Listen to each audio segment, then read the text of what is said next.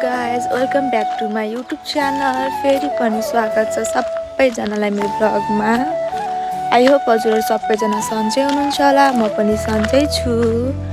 अनि अहिले चाहिँ 1 बजिरहेको छ।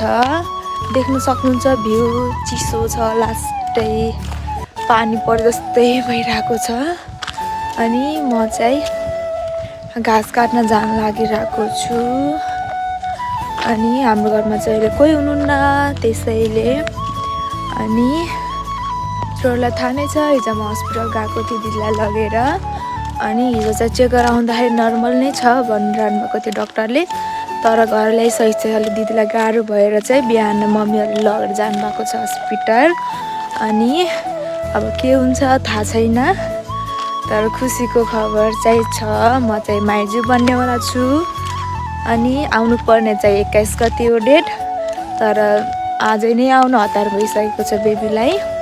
A few moments later. साथीहरू हामी चाहिँ हाम्रो गन्तव्यतिर लागिसकेको। अनि एकछिनमा हामी पुग्छौँ। हेर्न सक्नुहुन्छ हाम्रो गाउँको भ्यू चिसो छ, चिसोले के पनि देखिरहेको छैन। अनि एउटा कुरा देखान्छु हजुरहरूलाई, वेट। यो चाहिँ बाँके र बर्दियाको पुल हो, दुईटाको सिमाना जोड्ने पुल। देख्न सक्नुहुन्छ के पनि देखिरहेको छैन। उहाँ चाहिँ मेरो दिदी र माइजू हुनुहुन्छ। आज चाहिँ 3 जना जाँदैछौँ हामीहरू घाँस काट्न। अनि यो चाहिँ बाँके, त्यो चाहिँ बर्दिया। साथीहरू हेर्न सक्नुहुन्छ यहाँको भ्यू चिसो छ लास्टै। उता चाहिँ मेरो माइती देश पर्छ, यता चाहिँ घर, यता बाँके, उता बर्दिया। अनि त्यसपछि हेर्न सक्नुहुन्छ अगाडि चाहिँ माइजू र दिदी हिँड्नु भएको छ।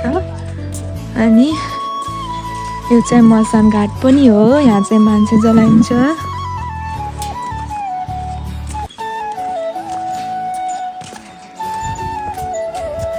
3 hours later. ल साथीहरू हामी चाहिँ घाँस काटेर आइसक्यौँ, अब घर जाँदैछौँ।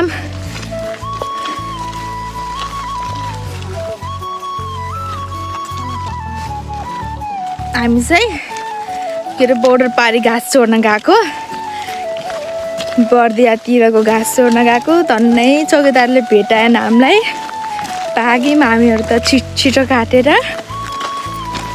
आज चाहिँ हामी म दिदी माइजू गरेर गएको थियौँ। अनि घाँस छोडेर आयौँ हामीहरू एक मुठा गराएर। अब चाहिँ घर जान्छौँ।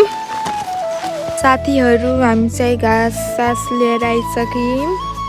अहिले चाहिँ दिदी घर छु, म एकछिनमा घर जान्छु। घरमा नि आज कोही पनि हुनुहुन्न, सबैजना हस्पिटल जानुभएको छ। अनि त्यसपछि घर गएर अब साँझ पनि पर्न लागिसक्यो, खानासाना बनाने खाने। A few moments later. Hello साथीहरू, म चाहिँ फाइनली रुममा पुगिसकेँ। अनि हजुरहरूलाई मेरो ब्लग कस्तो लाग्यो, राम्रो लाग्योमा लाइक कमेन्ट सब्सक्राइब गरिदिनु होला सबैजनाले। अनि यति भन्दै मेरो ब्लग यहीँ समाप्त गर्छु। हस्त नमस्ते, बाई बाई।